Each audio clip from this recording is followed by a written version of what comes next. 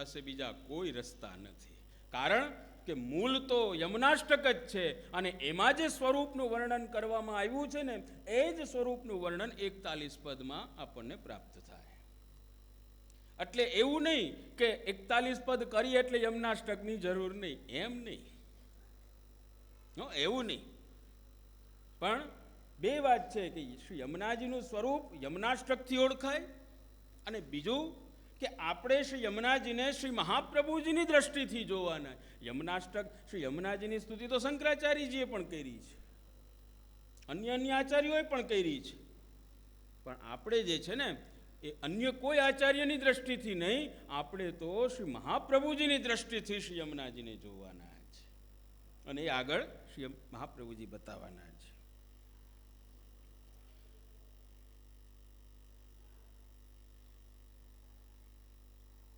પરમાનંદાસજીનો પ્રસંગ છે આ યમુનાષ્ટક માટે, તો કે પરમાનંદાસજી જ્યારે શ્રી મહાપ્રભુજી સાથે વ્રજમાં શ્રી મહાપ્રભુ પધાર્યા ત્યારે એમની સાથે હતા, અને ત્યાં એમણે શ્રી મહાપ્રભુજીએ યમુનાષ્ટક ગ્રંથ એમને ભણાવ્યો.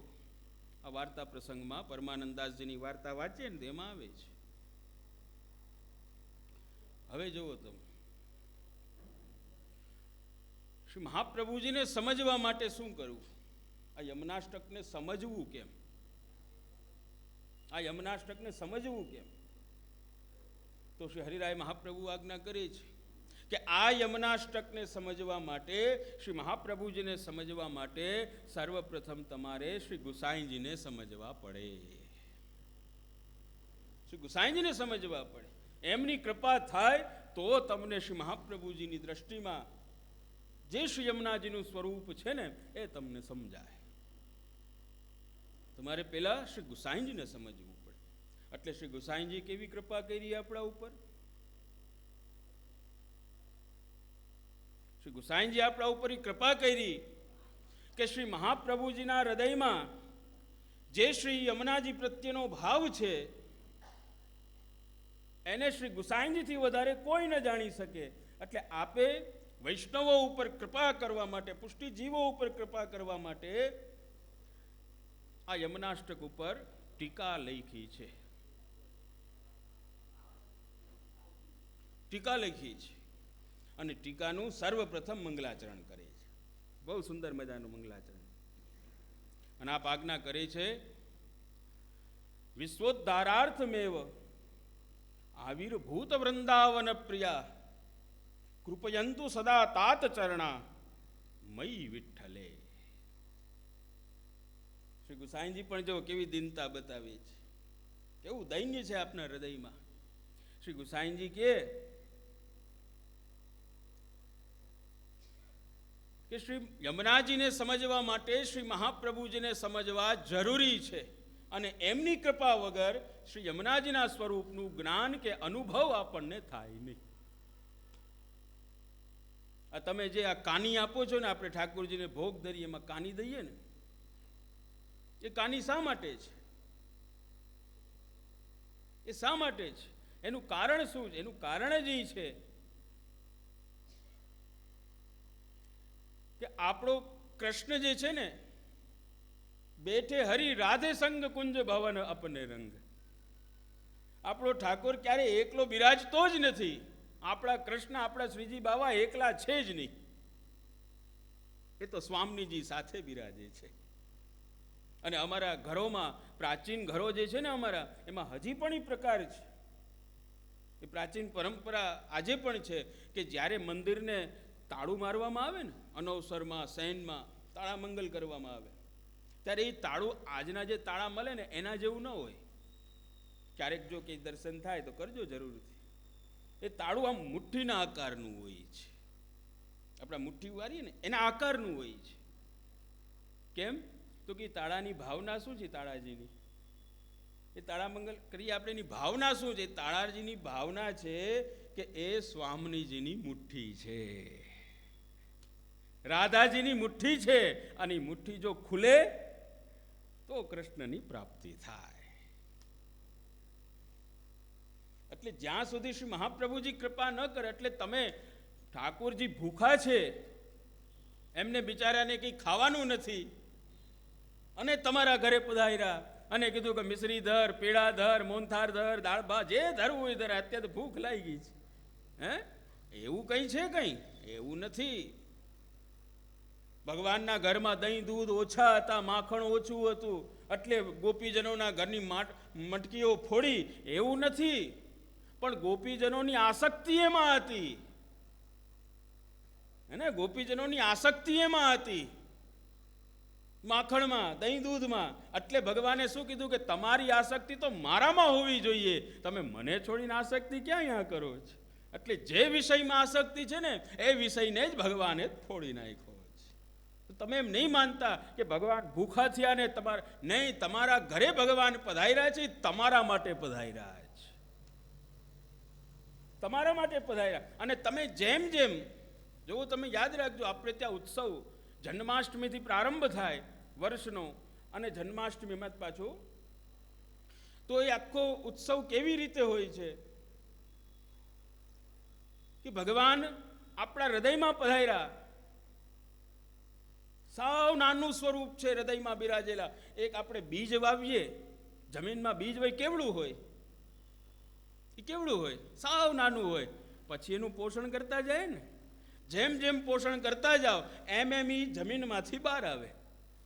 અને પછી પણ પોષણ ચાલુ રાખો એટલે એક દિવસ એવો આવે કે મોટું વૃક્ષ થઈ જાય. અને એક દિવસ એવો પણ આવે કે એમાં ફળની પ્રાપ્તિ થાય, ફળ આવી જાય એમાં, છે ને. એવી રીતે આપણે જ્યારે ભગવાને જ્યારે આપણને આ મારો વૈષ્ણવ આવું વર્ણન કર્યું ને, નક્કી એ કરે છે, અમે નથી કરતા, અમે નક્કી નથી, ભગવાન નક્કી કરે છે. ભગવાન એને નક્કી કરે કે આ મારો વૈષ્ણવ. એટલે જ્યારે નક્કી કરે ને બસ એ જ એમાં બીજ વવાઈ ગયું છે. આ વૈષ્ણવનું બીજ વવાઈ ગયું. હવે શું થશે? હવે ધીરે ધીરે જેમ જેમ એનું પોષણ કરશો ને, પોષણ કેનાથી કરવું? ભગવત સેવાથી, સત્સંગથી, કીર્તનથી, સ્મરણથી. આ એનું પોષણ છે. અને એને નડતા, કારણ કે ઘણી વાર છે ને એવું બનતું હોય છે કે કોઈ ફળ હોય મીઠું, એનો સ્વભાવ મીઠો હોય.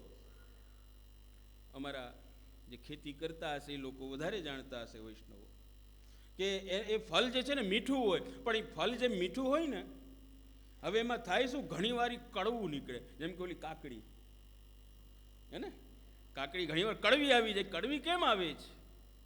એનું કારણ છે કે જ્યારે જમીનમાંથી બહાર આવતું હોય ને ત્યારે એમાં કાકરો કે પથ્થરાડો આવી જાય. એ કાકરો પથ્થરાડો આવી જાય ને એટલે પછી એ વૃક્ષનું જે છે ને એ એક કડવું ફળ, સમજ્યા ને? એમ અન્યાશ્રય, અસમર્પિત, દુસંગ, નિંદા, કામ, ક્રોધ આદિ જે કંઈ છે આ બધા કાકરા જેવા છે. અને એ જો આડા આવી ગયા પછી જે વૃક્ષ થશે ને એનું ફળ કેવું આવશે? તો કે ઠાકોરજીને કડવું લાગશે, કડવું લાગશે. એટલે કહે છે કે નહીં, એવી રીતે નહીં.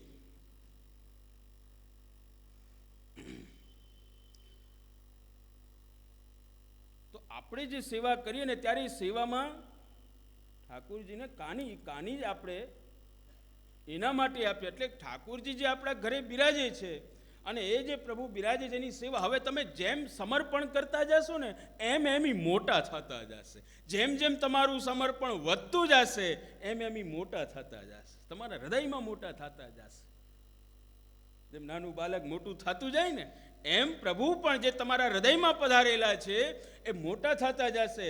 અને મોટા થતા થતા જેમ જેમ તમારું સમર્પણ ભગવાનને વધતું જશે એમ એમ એ પણ વધતા જવાના. અને એક દિવસ એવો આવશે કે તમારા હૃદયમાં એ નહીં સમાય આટલી બહાર પ્રગટ થઈ અને તમને લીલાનો અનુભવ કરાવી દેવાના. તમને લીલાનો અનુભવ કરાવશે. શું મહાપ્રભુજી ત્યાં સુધી લઈ જવા આપણને માગે છે. શું મહાપ્રભુજીની આ સેવા યાત્રા જે આપણને આપી છે ને એ ત્યાં સુધીની છે. તમારું સમર્પણ તમે વધારતા જાઓ, તમે જોતા જાઓ કે બ્રહ્મ સંબંધ તમે કર્યું ત્યારથી અત્યાર સુધીમાં ભાવ વધ્યો કે ઘટ્યો, કે યાના યા જ છો? ઓલી કસરતની સાયકલ આવે ને, ગમે એટલા પેન્ડલ મારો, યાના યા જ રહીએ, એક ડગલું આગળ ન જાય. એમ અહીંયા સેવા કર, બસ એક ના એક વસ્ત્ર, એક ના એક શિંગાર, એકની એક સામગ્રી, એકનું એક જ હોય. જ્યારે દર્શન કરો ત્યારે એમ કે લે જ નહીં, એમ હટાવે નહીં, કોઈ ખીલોના એવા જ હોય. જારીજી એવા થઈ ગયા હોય કે અંદર આમ આંગળી કરો ને તમે, સેવાળ જામી ગઈ હોય. હે એવી રીતે સેવા થાય. અપરસ કરી હોય, અમારા ઘણા વૈષ્ણવ એવા છે, અપરસ તો કરી હોય. હવે અપરસ જે કરી હોય ને પછી શું થાય, અપરસ કરી પણ એના કપડામાંથી એકદમ ગંધ આવતી હોય. અપરસ તો આમાં બહાર જાય ત્યારે બની ઠનીને જતા હોય, પણ ઠાકોરજીની સેવામાં જાય ત્યારે એકદમ ગમે એવું ચાલે. હવે અહીંયા કોણ જોવાનું? હે આવી સેવા નહીં. એટલે મહાપ્રભુજીની કૃપા થાય એટલે ઠાકોરજી જે આપણે ત્યાં આરોગે છે ને, એ આપણા માટે આરોગે છે. એ ભૂખા છે ને આરોગે એવું નથી, આપણા માટે, આપણા ઉપર કૃપા કરવા માટે આરોગે છે. તમે જે ધરશો એ આરોગવાના. પણ એમાં એક શરત રાખી છે. શરત શું છે કે જે ધરો એમાં શ્રી મહાપ્રભુજીનું નામ આવવું જોઈએ, એમાં શ્રી ગુસાઈજીનું નામ આવવું જોઈએ, એમાં વ્રજ ભક્તોનું નામ આવવું જોઈએ, જે ગુરુદ્વાર બાલક છે એમનું નામ આવવું જોઈએ, ભગવદીઓના નામ આવવા જોઈએ. આ શરત છે. તો તમે ધરેલું જે કંઈ છે એને ભગવાન અંગીકાર કરવા, એને અરોગવાના. અને જેમ જેમ અરોગશે ને એમ એમ તમારા ઉપર કૃપા કરવાના છે. હવે તમે મિશ્રિત ધરો, તો એટલી કૃપા. પછી તમે પેઢીમાં આવો તો એટલી કૃપા. ઘણા અમને કહેતા હોય કે જે અમે તો પેઢી ધરીએ. આ નવું પુષ્ટિ માર્ગમાં આવ્યું, પેઢી. મોટા પેડા નહીં, નાની નાની પેઢી. એમાં પાછી ખાંડ ન હોય, કેમ તો કે ડાયાબિટીસ છે. તો વાત આવી છે. એટલે અહીંયા કહે છે કે નહીં, શ્રી યમુનાજીના સ્વરૂપને સમજો. અને શ્રી યમુનાજીના સ્વરૂપને સમજવા માટે અહીંયા વિનંતી કરે છે. શ્રી ગુસાઈજી વિનંતી કરે શ્રી મહાપ્રભુજીને કે વિશ્વોદ્ધારાર્થમેવ આવિર્ભૂત વૃંદાવન પ્રિયા. શ્રી મહાપ્રભુજી કેવા છે? પહેલી શરત તો જો અહીંયા શ્રી ગુસાઈજી મૂકે છે. પહેલી શરત શું છે? તો કે વિશ્વના ઉદ્ધારને માટે પ્રગટ થયેલા. વિશ્વોદ્ધારાર્થ એટલે કે વિશ્વના ઉદ્ધારને માટે પ્રગટ થયેલા. એટલે વિશ્વ એટલે કોણ? પહેલી વાત તો શ્રી હરિરાયજી સમજાવે છે, અને શ્રી હરિરાય મહાપ્રભુ આજ્ઞા કરે છે કે વૈષ્ણવ તમે એક વસ્તુ જાણી લેજો, તમને 3 સ્વરૂપના દર્શન થાય છે. શ્રીજી બાવાના દર્શન થાય, એક બાજુ શ્રી યમુનાજીના દર્શન થાય, અને એક બાજુ શ્રી મહાપ્રભુજીના દર્શન થાય. પણ તમને ભલે અલગ અલગ દર્શન થતા હોય, પણ શ્રી હરિરાયજી એમ આજ્ઞા કરે છે કે આ 3 સ્વરૂપ અલગ નથી, આ એક જ છે. આ અલગ નથી, આ સમાન ધર્મ વાળા છે. શ્રીનાથજી, શ્રીજી બાવા, ઠાકોરજી એટલે 100%માં, શ્રી યમુનાજી એટલે 80%માં, અને શ્રી મહાપ્રભુજી 50%માં. આવું નથી કઈ. આ એક જ સ્વરૂપ, સમાન ધર્મ વાળા છે. અને એમાં ભેદ જોવો, એ આપણી આંખમાં મોતિયો આવી ગયો એ કારણ હોઈ શકે છે. બાકી એમાં કોઈ ભેદ જ નથી, સમાન ધર્મ વાળા એક જ છે. અને ત્રણેયનું કાર્ય પણ એક જ છે. જોવો તો ત્રણેયનું કાર્ય પણ એક જ છે. કયું કાર્ય છે? તો કે વિશ્વોદ્ધારાર્થમેવ, આ વિશ્વના ઉદ્ધારને માટે જ પ્રગટ થયેલા છે. વિશ્વનો ઉદ્ધાર એટલે કોનો ઉદ્ધાર? આખા જગતનો ઉદ્ધાર, જે આવ્યા એનો ઉદ્ધાર? એવું નથી. વિશ્વોદ્ધારાર્થ એટલે તો શ્રી હરિરાયજી એમ આજ્ઞા કરે છે સર્વે બ્રાહ્મણા ભોજયિતવ્યા. આપણે એક જૂના જમાનાનો દાખલો છે. હરિરાયજી સમજાવે છે કે વિશ્વ એટલે કોણ, કોના માટે આ ત્રણેય સ્વરૂપ પધાર્યા છે? તો કહે છે કે જેમ આપણે ત્યાં કોઈ વૈદિક કોઈ કર્મ આપણે ત્યાં રાખ્યું હોય અને વૈદિક કાર્ય જે છે એ થઈ જાય પછી આપણે જે બ્રાહ્મણોને બોલાવ્યા હોય ને એને આપણે જમવાનું પ્રસાદ લેવડાવીએ. તો આપણે શું કહે કે ભાઈ બધા બ્રાહ્મણ આવી ગયા? પૂછીએ ને, જમવાનો ટાઈમ થાય, પ્રસાદ લેવાનો ટાઈમ થાય ત્યારે શું ભાઈ બધા બ્રાહ્મણ આવી ગયા? તો કે હા બધા. હવે બધા એટલે ગામમાં ઘણા બધા હોય, એ બધા બ્રાહ્મણ નહીં, જેને આમંત્રણ આપવામાં આવ્યું છે એ બધા બ્રાહ્મણની વાત છે. એવી રીતે પુષ્ટિ માર્ગમાં કોનો પ્રવેશ થાય? પુષ્ટિ માર્ગમાં પ્રવેશ કોનો? જેના માટે આ ત્રણેય સ્વરૂપ પધાર્યા છે. આ મહાપ્રભુ શ્રી યમુનાજી કે શ્રીજી બાવા આ કોનો ઉદ્ધાર કરે છે? તો કે વિશ્વનો. તો વિશ્વ એટલે કોણ? તો શ્રી હરિરાયજી સમજાવે કે જેમ બ્રજમાં ભગવાને વેણુનાદ કર્યો, ભગવાને વેણુનાદ કર્યો, અને જ્યારે ભગવાને વેણુનાદ કર્યો ને ત્યારે કોણે સાંભળ્યો? કોણે સાંભળ્યો? જો તો ભગવાને વેણુનાદ કર્યો, પણ એ સાંભળ્યો કોને? તો કે જેને બોલાવવાની ઈચ્છા હતી, જેના ઉપર કૃપા કરવાની ઈચ્છા હતી, એણે સાંભળ્યો. બધાએ નહીં, બધાએ નહીં, પણ જેના ઉપર કૃપા કરવાની ઈચ્છા હતી, જેની સાથે રાસ કરવાની ઈચ્છા હતી, એવા જે વ્રજ ભક્તો છે ને એ જ સાંભળ્યું એ લોકોએ. અને એ લોકો ત્યાં ઘણાએ સાંભળ્યું, ઘણા વ્રજ ભક્તોએ સાંભળ્યું, પણ એ લોકો ઉપર કૃપા કરવાની ઈચ્છા નથી, એટલે એને ઘરના પ્રતિબંધો આવી ગયા, એટલે ઘરમાં જ રહી ગયા. પણ જેના ઉપર કૃપા કરવાની ઈચ્છા હતી ને ત્યાં સુધી પહોંચી ગયા. તો આ ત્રણેય સ્વરૂપ કોના માટે પધાર્યા છે? તો કે જેના ઉપર કૃપા કરવાની ઈચ્છા થાય. કેવા જીવો ઉપર કૃપા કરવાની ઈચ્છા થાય? કંઈક લક્ષણ છે એના?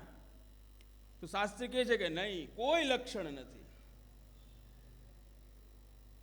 નાયમાત્મા પ્રવચને ન લભ્યો. આ કોના ઉપર કૃપા કરે છે? આ ભગવાન કોના ઉપર કૃપા કરે છે? તો કે એવા કોઈ લક્ષણ નથી, એવા કોઈ ગુણો નથી. ભગવાનને જેના ઉપર કૃપા કરવાની ઈચ્છા થાય એના ઉપર કૃપા કરી દઈએ. આવલું સ્વયંવર જેવું છે. સ્વયંવરની ખબર ને? સ્વયંવર હોય પેલા થતા રજવાડાના ટાઈમમાં. અને એ બધા કેવું કે એ જે રાજાની દીકરી હોય ને, રાજકુંવરી જે હોય, હવે અહીંયા લાઈનમાં ઊભા હોય, 10 કુંવરો લાઈનમાં ઊભા હોય, અને એક એકની પાસે જાય, અને એની પાસે જે હોય ને એને એક એકના પરિચય દેતી જાય એક બાઈવરી, કે આ ફલાણા રાજાનો આ કુંવર છે, એની પાસે આટલું છે, એટલું છે, આ છે, તે છે, એમ બધું કહેતી જાય. પછી તો કે પછી જ્યારે એને જ્યાં ગમે ને ત્યાં એને માલા પહેરાવી દઈએ, એનો વર. આ સ્વયંવર. એમ અહીંયા જીવ કઈ ભગવાનનું વરણ નહીં, ભગવાન જે છે ને જીવનું વરણ કરે છે. મારે પધારવું છે, સમજા? એટલે વિશ્વ એટલે એ જ કે જેના ઉપર કૃપા કરવાની ઈચ્છા છે. વિશ્વોદ્ધારાર્થ મેં ઉદ્ધાર કરવાની ઈચ્છા છે. ઉદ્ધાર એટલે તેષામ મહ્યમ સમુદ્ધરતા મૃત્યુ સંસાર સાગરાત. એ ઉદ્ધારની વાત અહીંયા નથી. પુષ્ટિ માર્ગમાં ઉદ્ધાર એટલે શું? કોને ઉદ્ધાર કહેવાય? સેવા કરીએ ઉદ્ધાર, બ્રહ્મ સંબંધ લઈએ ઉદ્ધાર. ઉદ્ધાર કોને કહેવાય? પુષ્ટિ માર્ગ. અને આ ત્રણેય સ્વરૂપ એ જ કાર્ય કરવા પધાર્યા. તો કહે છે કે પુષ્ટિ માર્ગમાં ઉદ્ધારનો મતલબ થાય છે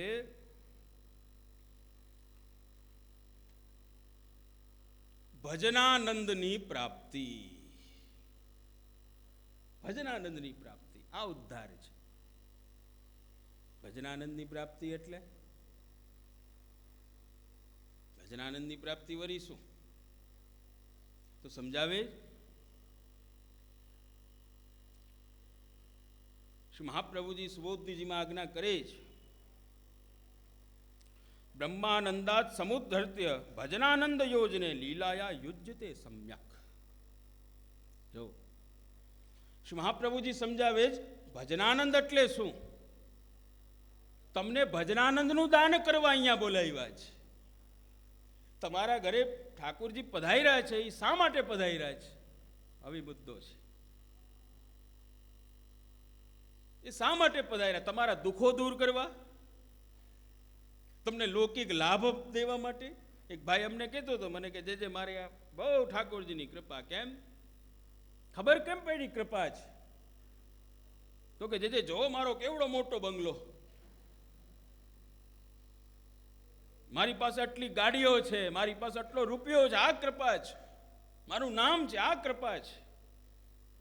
કેટલી કૃપા છે? મહાપ્રભુજીની કૃપા છે. હું એટલે રોજ બેઠકજીમાં જાઉં. હું રોજ બેઠકજીમાં જાઉં. કેમ? તો કે મારું જે કાર્ય હોય ને શ્રી મહાપ્રભુજી કરાવી દે છે. મેં કીધું ન કરાવે તો નહીં.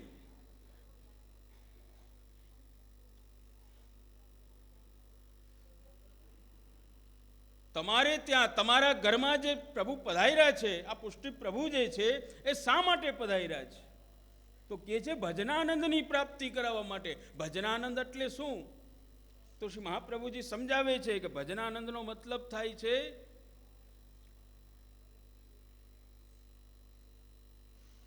બહુ સુંદર મજાની વાત. શ્રી મહાપ્રભુજી આજ્ઞા કરી છે, ગુણગાને સુખાવાપ્તિ ગોવિંદસ્ય પ્રજાયતે યથા તથા સુકાદિનામ નૈવાત્મની કૃતોન્યતઃ. શ્રી મહાપ્રભુજી નિરોધ લક્ષણ ગ્રંથમાં સમજાવે કે આ ભજનાનંદની પ્રાપ્તિ એટલે શું? તમને એ જ દેવા, એ ફલની પ્રાપ્તિ કરાવવા પધાર્યા છે. તો કે શું? તો કે તમે ભગવાનની લીલાનો અનુભવ કરી શકો. વૈષ્ણવો, તમે તમારા પ્રભુની લીલાનો અનુભવ કરી શકો. પણ કેવી રીતે? લીલાનો અનુભવ તો વ્યાસજીએ પણ કર્યો અને સુખદેવજીએ પણ કર્યો. એણે પણ કર્યો છે. એવા બીજા મર્યાદા માર્ગીય ભક્તો છે, એણે પણ કર્યો છે. પણ અહીંયા કહે છે કે નહીં, એ લોકોએ જે અનુભવ કર્યો છે ને એ બહુ સીમિત છે. એની એક મર્યાદા છે કે એ લોકોએ ભગવાનની લીલાનો અનુભવ તો કર્યો, પણ એ લોકોને એ લીલાનો અનુભવ કરવા માટે આંખ બંધ કરવી પડે. સમાધિ ભાષા વ્યાસ છે. એને સમાધિમાં જવું પડે. અને સમાધિમાં જ્યારે એ ભગવાન અનુભવ કરાવે, હવે અનુભવ એ કેવડો હોય ખબર તમને? ભગવાન સમાધિમાં જે અનુભવ કરાવે, અનુભવ કેવડો? તો કે જેમ ઓલો વરસાદના સમયમાં વીજળી ચમકે ને, બસ એટલો. કેટલી વાર? હજારો વર્ષની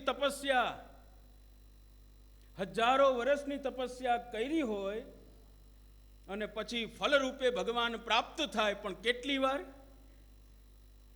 એક વીજળીનો ચમકારો થાય, જેટલી વાર રહે ને એટલી જ વાર ભગવાનનો અનુભવ થાય.